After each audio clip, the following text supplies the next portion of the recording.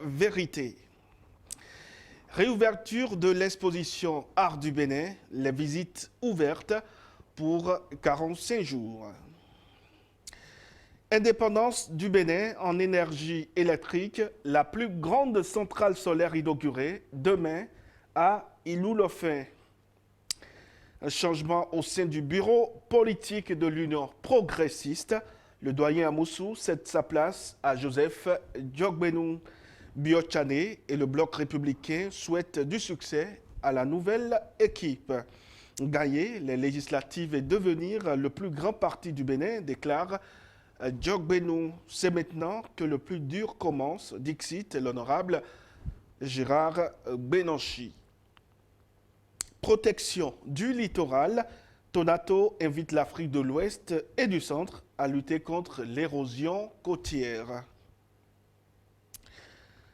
Intégration du genre et de l'inclusion sociale, Edwige Adoronzi, fière des différentes réalisations. Grande chancellerie de l'Ordre national du Bénin, Mariam Tchabit Alata travaille à rendre visibles les actions de l'institution. En prison depuis le 14 juillet 2021, l'ex-DG Anat Agbeva décède à l'hôpital le 15 juillet 2022. Tous ces articles à lire dans les colonnes des 4 vérités parues ce lundi. Nous retrouvons à présent le Béninois libéré. Changement à la tête de l'Union progressiste. Le bloc républicain salue la vitalité du système partisan.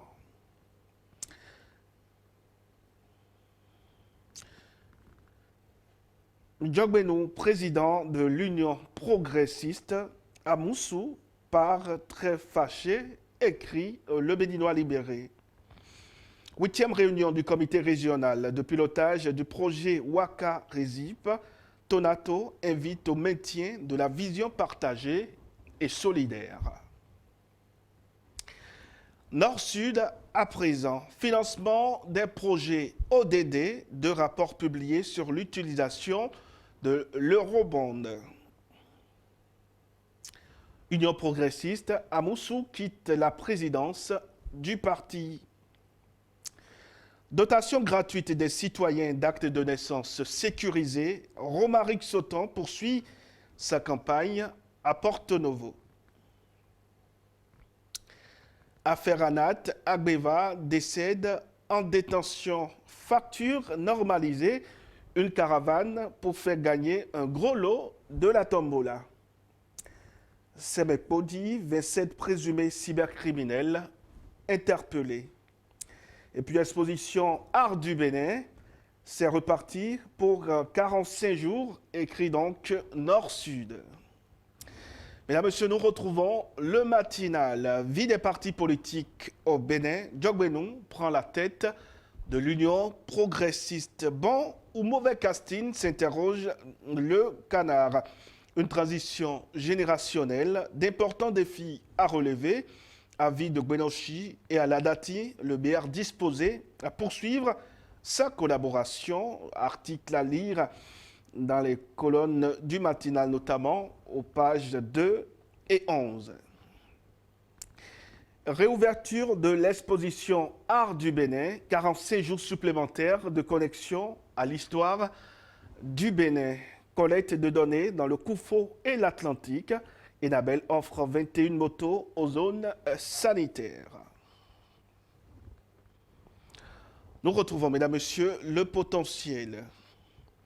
Exposition Art du Bénin d'hier et d'aujourd'hui, de la restitution à la révélation. 2e ronde, c'est reparti pour 45 jours, s'exclame le potentiel.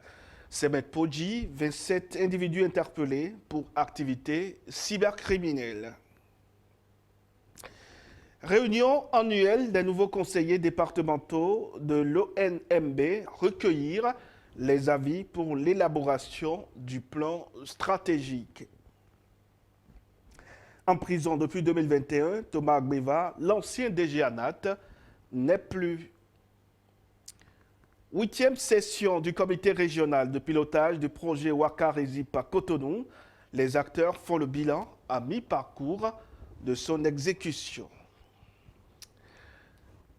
Le potentiel qui laisse sa place à Matin Libre. Diogbenou à la tête de l'Union progressiste, la case de l'acte 1 du film coché. L'ouvrier, aussitôt venu aussitôt, fait chef. La rupture réussira-t-elle à tourner tous les épisodes, s'interroge Matin Libre. Noce d'étain du tribunal de première instance d'Aplaroué, les préparatifs en cours.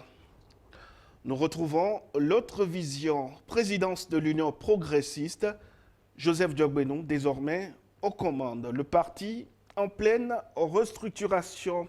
Abdoulaye Biotchané du Bloc républicain rend hommage à Bruno Amoussou. Accès à l'eau potable en milieu rural. Le Bénin obtient un financement additionnel de 233 800 000 € pour le programme Aquavie. Rentrée scolaire 2022-2023, élèves et enseignants retournent en classe le 19 septembre prochain. L'économiste pour boucler la une de la presse de ce lundi. Promotion du paiement marchand au Bénin. Le challenge Move Bénin GMB distingue 10 PME de la boulangerie. Infraction boursière. Le CREPMF sensibilise les acteurs juridiques du Bénin sur la loi uniforme. Et puis bourse UEMOA, la BRVM ouvre en hausse. Mesdames, Messieurs, c'est l'essentiel de la une de la presse de ce lundi 18 juillet 2022. Merci de l'avoir suivi.